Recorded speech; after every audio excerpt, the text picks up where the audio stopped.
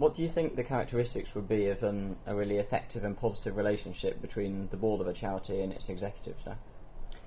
Well, I think the relationship between the board and its executive is massively important to the organisation being effective, and particularly critical to that is the role of the finance team and its engagement with the treasurer and the board more widely. So, meeting often, talking transparently and openly with one another, having a shared vision, having clarity over what they're trying to achieve, the key performance indicators that they're reporting, working really closely together and understanding how they can take the organisation forward jointly rather than there being a them and us type situation, which I think is increasingly in the minority. I think boards are much more happy to work collaboratively with the executive. Would you agree, Denise, do you think? Yes, I would, and it's very much dependent on the size of the organisation, the turnover of the organisation, because on a very small charity you might have the Honorary Treasurer is the person who's actually running the accounts and doing all the books, whereas in a larger organisation the role of the Honorary Treasurer is really to be the person who's providing the interface between the finance department and the board, and will be the person who's saying, yes, I understand the finances of the organisation, and let me present them to you in a way at the board meeting that you can understand and you can have confidence. We had a recent meeting where we talked about the role of the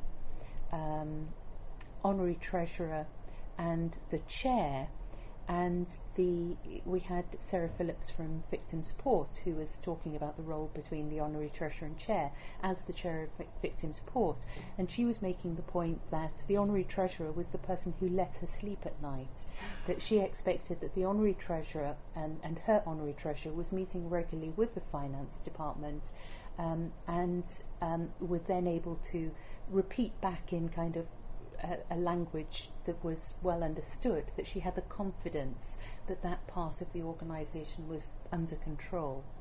So I think that's a kind of good example of the Honorary Treasurer working with the Finance Director. And similarly, we've had meetings where we've talked about the role between the Honorary Treasurer and the Finance Director as well in larger charities. It's interesting that some charities don't have an Honorary Treasurer. And they specifically don't have an Honorary Treasurer because they believe that the role of finance is actually important for all members of the board to understand. And therefore, if you have one person who's standing up as being, Bill or Barbara is in charge of finance, then it lets all the other trustees off the hook. And so that might not be a good thing.